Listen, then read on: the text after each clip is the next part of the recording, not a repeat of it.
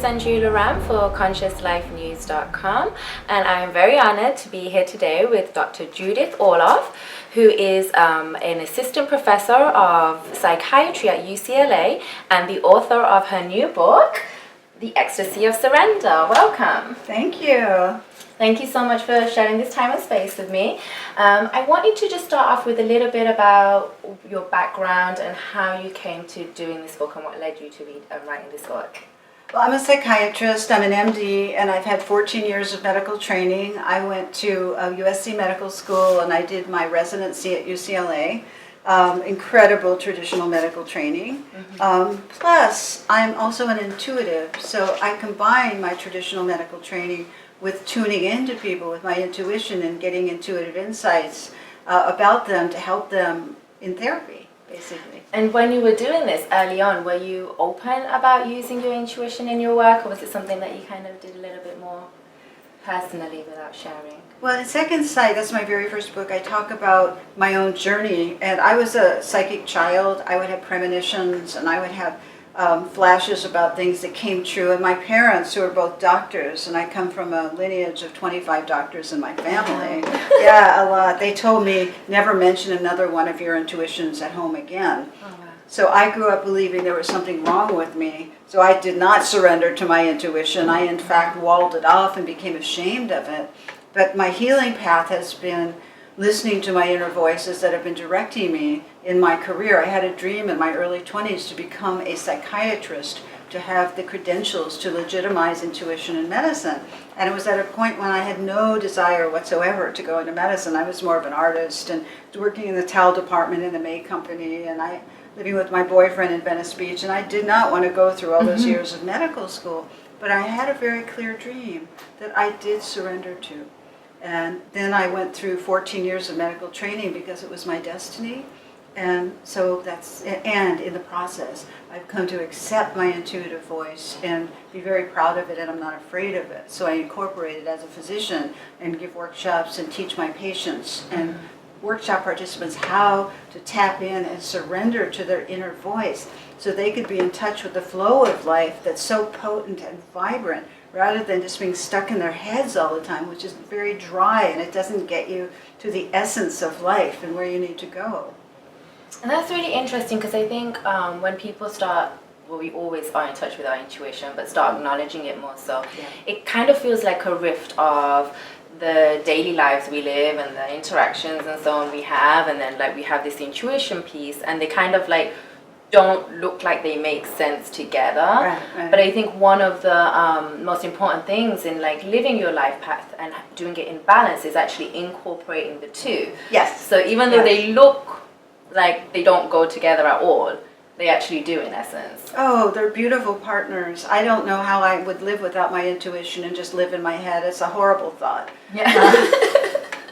No, it's painful because what goes on up there all the time. But intuition is your still small voice inside, and the surrender to intuition, the ecstasy of surrendering to intuition, is trusting your inner guidance. I mean, there is bliss and ecstasy that comes from surrendering to that when you can. You see, but you've got to surrender any negative thoughts that tell you not to do it. You know, you have to surrender society's words that, oh, what are you doing, trusting your intuition or making a decision on a dream? How crazy is that? And you've got to let go of those voices and trust your dreams, trust your intuitions, and just go for it. Let go, surrender to it, and have fun with it. Excellent. Now that takes me on to the title of your new book, The Ecstasy of Surrender, and it's quite specific. So could you talk a little bit about ecstasy and what it means to you in surrender?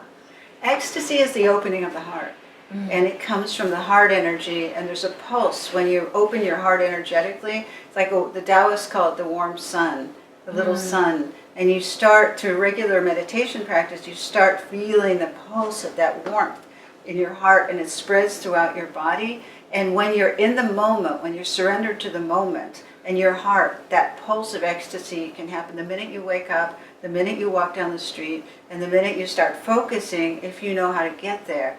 And people don't experience a lot of ecstasy, and particularly in the Western world, and I want them to. I I want them to see it's not an alien concept, that you can, in this moment when we're together, I'm experiencing the bliss and the ecstasy because we're both connecting with our hearts. And we're here totally in the moment. That's the surrender. It's not the mind going, well, what am I going to do next? Or the to-do list that never gets done. Surrendering the to-do list, surrendering anything else but this, and then you begin to vibe and connect and go deeply. Surrendering to the ecstasy of an interaction, it allows you to feel more bliss. And even if you're going through something very difficult, such as illness or relationship breakups or loss, if you don't fight it and you don't clench and become smaller, then the passage through that time is so much easier. That totally makes sense. Yeah. Now, I believe like we have 4 main areas, which is the physical, the emotional, the mental, and the spiritual. And so could you talk about surrender in relation to those different areas, different types of surrender? Yes, there are different types of surrender. And physical surrender, the first one is surrender to being human, that we have these human bodies that house our spirits, and there are temples, and not to self-loathe and not to hate them, but to really embrace them and listen to your body. Take good care of your body all the time. That's number one. Don't just push and rush and don't eat well and don't exercise. Listen to what the body needs because that will nurture your spirit as well.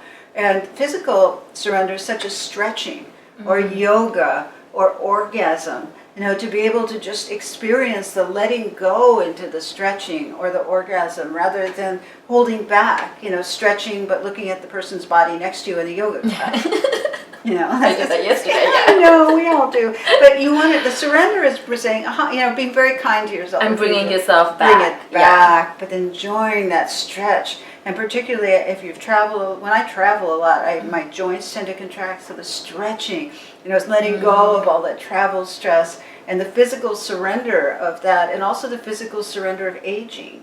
The whole process of aging in a radiant way, where you surrender into the bliss rather than holding on to resentments and all kinds of betrayals or losses or the whole path of carnage that has happened to everybody. To be able to say namaste, let go of it, and then face your future and the moment.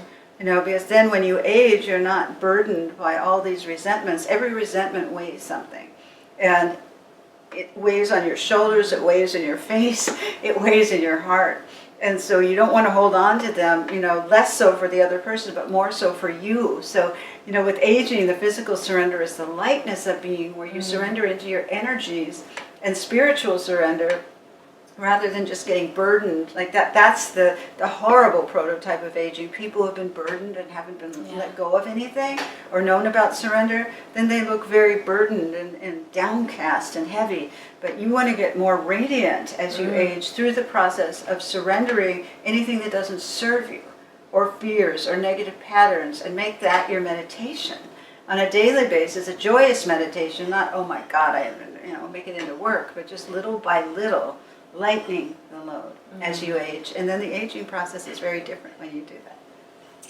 So also you mentioned in your book about the stages of letting go. Yeah. So that's I would like to cover that, because I feel like sometimes, we psych ourselves up and we're like, I surrender it, I let it go. Right. And then it's just like this ego mind trick, and then you take 2 steps and there it is on your shoulder back again. So could you talk about the stages of letting go? Yes. Well, there's often resistance. You might know that you need to let go of your pattern of being attracted to unavailable people, which I talk about in the book, and we were discussing. It's a big one, yeah. This is a big one. A big one. You might know that, but then you have resistance because this guy in front of you is so incredible. Even though there's signs he's unavailable, no, it will be different. I have resistance, but yet your intuition tells you, nope, just the same, not available. So you resist. But then, if you can accept, all right, this is my pattern. This is what this person is, and just accept it, and then you can let the pattern go. So it's resistance, acceptance, and then release. Okay. So it's often a process, and people think, oh, I've done my surrender work, and that makes me laugh. It doesn't work that way. It's an ongoing process of being. It's surrendering in the moment. Sometimes I surrender to things I had no idea I was going to surrender to.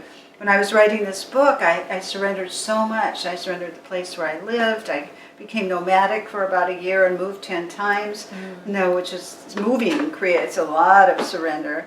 And just I surrendered all my possessions. I gave up everything just by choice. I wanted to. It was enlightening. I felt like intuitively that was good. So those things have allowed me to become lighter and happier and freer and more daring. It just has felt really good.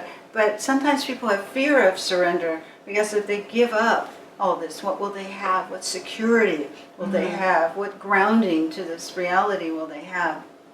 And the grounding is yourself, and your heart and the love. And that's the surrender practice, is meditating, coming back to yourself and the connection with the self, because we come here to this planet alone. We make transition, through our mother's body, and then we leave here alone. And we have the final surrender, the passage into death. And so you want to really develop yourself while you're here, and your soul, because that's what you take with you. You don't take any of this. Like, I don't take you, you don't take anything with you but this. Exactly. So this is what you want to develop to make sure it's really good, and then you take that with you, and that's important. And now, speaking of that, like, how would you advise people to practice discernment in their surrendering? Because we could be thinking we are surrendering to well, this is just the way it's meant to be, or it could be our own crap in life that has created that, and then now we're saying we're surrendering to divine plan, but really we're just giving in to our patterns and so on. So could you talk a little bit about having discernment in surrendering? Yes, I mean, especially with fears. You need to list your top 5 fears so you don't mistake them for surrendering to something positive. For instance, if you have a fear of abandonment, does that keep you out of relationships because you're afraid of getting involved and abandoned, which is a terrible fear. When you have that, it takes a lot of work to really clear that. Do I have fear of success? Is that why I don't go for the jobs? And you might rationalize, that job isn't right for me, but really the motivation is I'm afraid I won't get it. So if you notice your areas, top 5 areas with self-compassion, very kind to yourself with all this, not beat yourself up. Oh my God, I'm 45 years old and I still have this thing with my mother. It doesn't matter. Time's irrelevant. I mean, as a psychiatrist, what I've seen, and I have deep respect for, when you're ready to face your issues, that's when it comes up. And it might come up at age 20, it mimight come up at 95. I've worked with women in their 90s who are finally ready to address their mother issues. Interesting. I mean, how great is that? I think it's wonderful, but people have this arbitrary linear timeline. They're supposed to get married by this age, and they're supposed to get rid of this issue by this age, and it just doesn't work that way, as I've seen as a psychiatrist. So that's why you have to surrender to when it's appropriate, when you feel attracted to work on something, or when life puts it in your face where you must work on it. That's the surrender. Interesting. And I find that for myself as well, and a lot of friends, that when we're talking about, just as divine beings, what we want in our lives and so on, and then we do these prayers and, meditate on it and so on, and then for some reason there's this really twisted idea that it's just going to pop up and everything's going to be perfect. This is my perspective. So what I believe happens is everything that we have developed that blocks us from that, because it's our natural inheritance, is what comes up. And I feel like at that point it's kind of like God doesn't want me to have this, I guess, and it's kind of like a turning away. But if we can see what comes up, and there are our own blockages to living the life we want to live and living in ecstasy, so could you just talk a little bit about the self-responsibility of actually like doing some internal work? So it's not an idea of surrendering and putting our head in the sand. It's like surrendering to everything that really is and working through it and then letting it go. Yeah, that's a great question. Well, there's a chapter in the book on soulmates. And I read that last night. Yes, and if you want a soulmate, I suggest that you read it. Because a soulmate is somebody who is there to support your soul. They'll show up for you. They're there for you, and you're there for them. That's a soulmate. It's not an unavailable person. It's not just someone that you're in lust with, not in love with. It's somebody who shows up for you. And so it behooves you to be discerning about that. And just because you have this electric reaction to somebody, and you feel incredible attraction, your hearts are combining, it might not be your soulmate. It's a very tricky thing that your biology does with you. And so you have to be aware of that. In addition to all that reaction, you need to see somebody's behavior in terms of how they are with you. And the discernment comes with really, being able to look at people and seeing what you give to each other mutually, and if you can be partners, as opposed to chasing after someone, as opposed to decoding someone, as opposed to, being involved with a narcissistic relationship, which, I talk about in the book, because narcissists are very, very charming. They're very funny and charming and intelligent, but and they reel you in, but then they lack empathy. And so they're not able to care about your feelings. And I've seen many of my patients get involved, surrender to the love and connection with a charming narcissist. And it takes 20 years to get out of that relationship because they're so intuitively smart, where they know how to reel you back in after you want to leave. So be very careful and discerning what you surrender to and what you don't surrender to. In the book, I'm not saying surrender to everything that comes your way. I'm saying make a choice about what you surrender to or not, and surrender to all the good things that could be good for you in your life, and say no. Don't surrender to the flow of fear or negative people or narcissists or unavailable people if what you're searching for is a soulmate. As the soulmate, I always tell people, don't go searching for love. Remove the barriers to love. And some of those patterns are what you want to surrender, just by being very honest with yourself and saying, all right, I had an alcoholic father. He was never there for me. And I keep trying to repeat that with my relationships. And the idea is, if I convert this person, this unavailable person, to an available person, I'll heal the pattern with my father. Yeah. That's to complete the past, with somebody now. I wish it worked that way, but it doesn't. It won't heal the past. And the healing comes in different ways. And this is like with surrender, and so we know it comes from the heart center and intuition and so on, but you do highlight the use of intuitive intelligence. So we're not saying like throw the mind out. No. Right? We're still going to use it as a tool. Yes. And we're going to use it to observe and see what's going on and mix it in and use the discernment and use our intelligence as well. Okay, absolutely. So it's a balancing act. It's a balancing act. You use the mind for what it's good for, analyzing, judging things, making lists, really being logical and scientific and debating. It's so good at so many things. But what it isn't good at is spiritual surrender or love. The mind can't fall in love like the heart can. The spiritual surrender I'm talking about in the book is turning your life over to a higher power and really being able to surrender the results once you've done everything to make it happen. Where you don't just keep making it happen forever. That's not the whole process. It's making it happen and then letting go of the outcome. And that's the hard part for people. If they let go, will it just fall apart? No, the answer is, it has a greater chance of working out if you let go. I can't guarantee it's going to happen, but you have a greater chance. Because just by the laws of the universe, that's how it works. And that's what's so hard for people. You make it happen. It's like the law of attraction. You want to set your attention, but then you have to let it go. And people don't realize that.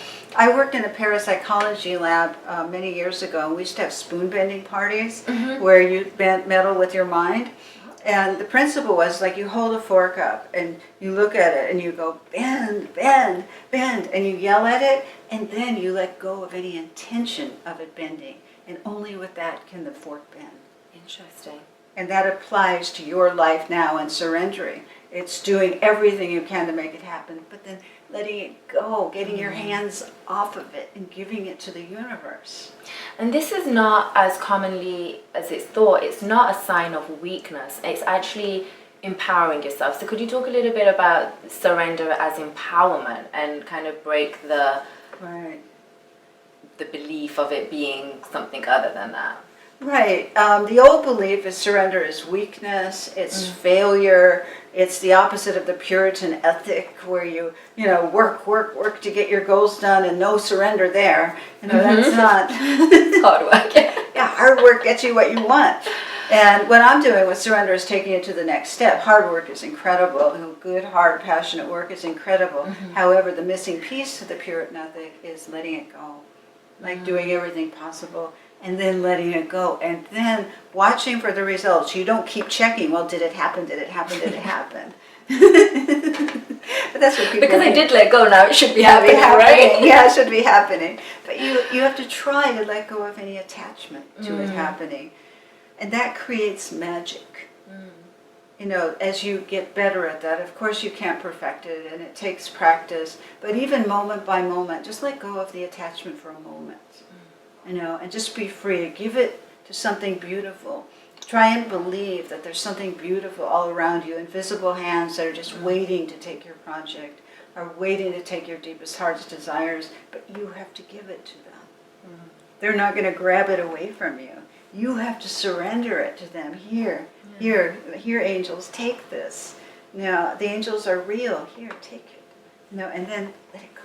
Let the bird fly. Because you have to be willing to let go of it, you know, and this is, you do. Again, as well, you mentioned about the dance between destiny and will. Yeah. So could you discuss that a little bit? Because I think that is, when do you know when to let it go? When do you know when to put the work in and exert the power of your mind and your physical body and efforts? And when do you know, the dance of it?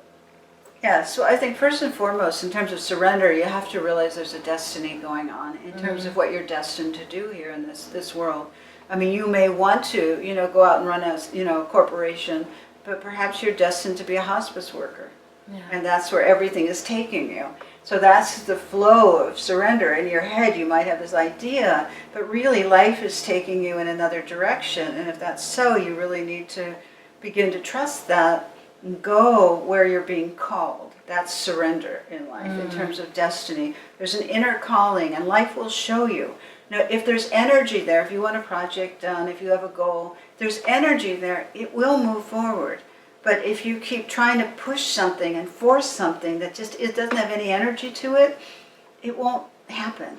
As much as you might want it to happen, or it won't happen at that moment, or perhaps you have to take another way around and another door. But to keep going in the same direction when you're forcing things over and over again, that's a sign to back off and reevaluate, regroup. Okay. And also I just wanted you to touch on being an empath, and especially in relationships, because, you know, I think one of the ones that popped to me was the, you know, going after unavailable people, which I think is a really predominant issue. And then also, like, being an empath, when I read that chapter, like, I could totally relate to it. And just, you know, you mentioned possibly sleeping in separate bedrooms. I don't know if I would go that far, but there's other things about allowing each other space. Could you just describe a little bit about what an empath is and how to be able to keep that in your awareness as you're surrendering as well? Right. Well, I'm an empath, so I have, you know, particularly interest in this topic because I've had to really work with it in myself. Because for me to be in a relationship with somebody, an intimate relationship, I have to set unusual limits and boundaries with them. Because I need a lot of alone time. Empaths don't enjoy a lot of togetherness like other couples. It's different. And it's not a sign you don't love the person, it's just that you need your alone time. Empaths replenish by being alone. Relationship empaths, and this is in the relationship chapter, there's a quiz. Ask yourself some questions. Have you been labeled as overly sensitive? How do you know you're an empath? Now, do you replenish alone versus in crowds? Do you like to take your own car places so that you can leave when you please and not get stuck somewhere? You know, are you sensitive to smells, sounds, and excessive talking? You know, empaths often can't deal with sounds. You know, I'm very noise sensitive, extremely noise sensitive. So sound can just blow me away. And smells, empaths have a really intense sense of smell. Or have you a fear of relationships, a fear of getting engulfed by relationships? I think that's a big one. Yeah. Yeah, with people who may not categorize themselves as empaths, but they want relationships, but then it becomes so overwhelming. Yeah. And like the psyche hasn't kind of wrapped around the idea fully of, oh, okay, well, we can be together, but let's make a new system. Yeah, let's make it creative conversations. And, you know, you need to talk to your mate about your needs, you know, in terms of your sensitivity, that you need to be alone, you need to have a space that you can go to be alone, and they need to not hover around you. In addition, because you can feel a hoverer. Yeah. They have to go away. Consciousness, energy, everything, away. And you have to explain to them, this is not because I don't love you. It's because I need to be alone, and I need my alone time. And so a soulmate will respect that. I was with one man once who got me a gift for my birthday, which was a keep out sign of my door. He understood. That I put it on there when I wanted him to go elsewhere. That's a good idea. And now this applies not just with romantic relationships. No. This is family, friends, if you have roommates, if you have children, Right. to like honor that within yourself. If you realize you are an empath and that's how you rejuvenate yourself, then you need to honor that and make that time and space for yourself. Yes, and honor your square footage needs, with a mate or if you're in a family, just to have, a lot of empaths have separate wings or separate homes, or they live in separate apartments, or whatever, and visit 3 times a week or 4 times a week. And what you said about sleeping together, sometimes it's nice for empaths to have their dream time alone. Because when you're sleeping with somebody, you're overlapping with their energy field. And sometimes empaths need to be alone when they sleep. And it depends on the level of stimulation, as empaths get very overstimulated. And so they might need to be alone at those times, instead of being overstimulated. So empaths need a lot of self-care techniques that I talk about in the book. And when I do that, I'm fine. And the great side of being an empath, we're talking about the difficulties, is it allows you to passionately tune in and be involved with the mysteries of the universe and be able to feel a flower talking to you, and incredible sensual awareness and connection to the universe and empathy and compassion. As a psychiatrist, it helps me so much to be able to feel what's going on in another person without taking it on. And in the book, I talk about empathic illnesses, where empaths can even take on the symptoms and huge illnesses from other people into their bodies because they're sponges. And how not to do that. That's not a good thing. Yeah, and there's 2 sides to every coin, and it's like the positive of the empath, how you're saying, and it not only is beneficial to you, but like if you're in relationship with an empath, you're going to benefit from it because they're going to come back fresh and be able to give you that love and compassion and deep understanding that empaths are known for. Absolutely. So it's in everybody's interest to honor that space for empaths. Absolutely, and I just wanted to give people practical tools, what you can do if you're an empath, you're living with an empath, to apply to make the situation better and livable and wonderful. But what you can do, you need tools for that. Yeah, and that's what I did love about the book, because I kind of, when I picked her up, I first kind of like thought to myself, it's going to be about going with the flow and so on. But I was very, very impressed because it's actually, helping people work through their own stuff and see their own blockages and surrender. So there's a whole process. It's not a foo-foo, go with the wind, like let's just surrender to everything. It's actually very spiritual psychology based, Right. And it's interactive because you can do the quizzes and so on and learn a bit more about yourself and expand your consciousness in that way. Always, and be happy with baby steps of progress. It's so good, little steps forward. Surrender can be difficult with certain things, like if you lose a loved one, to surrender to grief, which I'm suggesting. Yeah. Surrender to the grief and trust it, and there's often clenchings and holdings. But that's where intuition helps, because you can tune into your body and feel where you're clenching and holding, and be very loving and compassionate. Then breathe through it so you can relax. Maybe do a yoga stretch so you can open up your channels in your body. Or just put your hands up in the air and stretch up to the heavens. Do something to open it up when you feel clenched. But you can tune in to when you're not surrendering. When you're holding. Feel it, Yeah, and with love, the surrender techniques that I talk about allow you not to be guarded and to be able to be unguarded, undefended with someone that you trust and love. Instead of giving this much, to really surrender to that love completely. Not just a little. People give a little and then they go off and do their lives and they sort of interact, but this is like true connection. Excellent. So going on from that, the practical applications of surrender on a daily basis. So if you're not into doing the reading or the spiritual psychology stuff as much, this is for everybody. So could you just talk a little bit about how people can incorporate surrendering throughout their daily lives? Well, right now, if you want to experience the ecstasy of surrender, just slow down and take a breath. Just a long breath. But begin to feel the heart open as you take the breath and the inhalation and the exhalation. Slow it down and feel that and connect. And then, if you're drinking water, just have a glass of water very slowly, the sacred, beautiful water that the native traditions so revere. Drink the water slowly and just feel as it goes down into your body. The liquid nurturing. Just begin to get into mindful eating and feeling the energy of food. Or slowing down and giving your partner a hug instead of rushing through everything. Just a long hug and vibe and enjoy. It means savoring. The ecstasy means savoring instead of, I did this and I'm done. I'm going to quick, like soundbite society. Yeah. No, but that stops you from enjoying. To slow it down in little things. And also I suggest as a surrender technique in the book, look up. Look up at the heavens. Look up at the sky and see the wonder of it all. We're here on this planet, but get a perspective. And that will bring wonder and awe. If you think we're here, but look it up there, and it's up there all the time. Like with the eclipse the other night, I just spent hours watching that full lunar eclipse and feeling the moon in my body. There's a chapter in the book on the sensual essence of the natural world, fire, water, air, and earth, and surrendering to those and watching how they can teach us about surrender, such as the water doesn't keep going up against the boulder. The water flows around the boulder. The flexibility that we can all have instead of going up against an energy vampire like this, flowing. It's a different technique. Nature can teach you about surrender.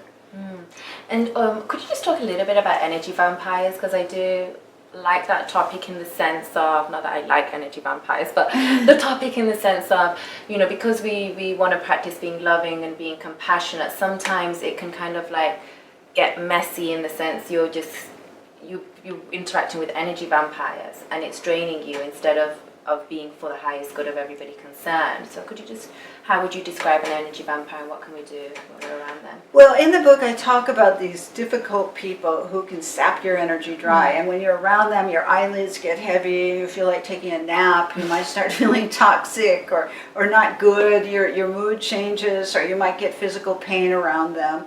So they're those energy suckers, basically, that are around. And I go through different types in the book and strategies that you can use in your daily life to deal with them. And a general strategy for all of it is do not react when they push your buttons. Because the good reason for that is that if you don't react, you're not giving them the energy that they want. Interesting. Yeah. And that's a practice. They feed on your energy and your reaction, your reactivity. If you can just look at them, pause, take a breath, center yourself, and then try and deal with them in a very calm but firm way, but not giving them energy. For instance, the victim, somebody who talks to you on the phone after a long day's work and keeps you there going around with, my mother doesn't understand me, my boss just gave another person a promotion, my boyfriend left me for the 10th time. But you've heard the story 20 million times before. And then when you offer solutions, they say, yes, but... Oh my God, yeah. I know those ones. Yeah, but you don't want to surrender to them. The mistake many of my patients make is they think, if I'm a compassionate person, I'm going to keep listening. Yes. But then they start, screening the calls and they start running. They start fearful, running from the person. But you don't want to do that. You want to learn how to set very clear limits and boundaries and say, you're my friend, I love you. But unless you want to get into solutions, I can only listen for 2 minutes. And how long did it take for me to say that? Very short. No. You don't get into it with an energy vampire. No long discussions or confrontations. Very short, good eye contact, loving tone, in and out. That's it. But you're not my friend. Why don't you listen to me if you hear that? You have to stay very centered and say, yes, I am your friend, but I'll talk to you if you want solutions, but otherwise, no. Excellent. Yeah. I think, we can all use some of that advice. That's excellent, because I feel like there is that, wanting to be compassionate and loving and to your friends and lift everybody's consciousness and vibration up, but some people, it's not their time and space. It's not a judgmental thing. It's just not where other people are at, No, and sometimes the best medicine for people is setting limits and boundaries. It's not just codependently going along with it, whatever they're wanting. So you don't surrender to the person and just listen to them endlessly, because then you'll resent them and run from them. You'll set limits and boundaries with them. It's very healthy. And something I say in the book is that no is a complete sentence. You don't have to I like explain it. You don't have to defend it. It's just, no, I'm sorry, I can't do that. No, I can't talk any longer. But the tone of voice is what's critical. If you're snippy, if you're judgmental or blaming, then it won't work. And that, you can discern that by knowing whether you're centered when you're saying that no, or whether you're in reaction. Because I feel like when it comes from reaction, that's the charge. And in essence, they, if it's an energy vampire, they just got the energy, right? Because they're like, no, I'm not going to do it. But you've just literally given them all the energy. So it's having the boundaries and in from a centered space. Right, exactly. And not surrendering to them.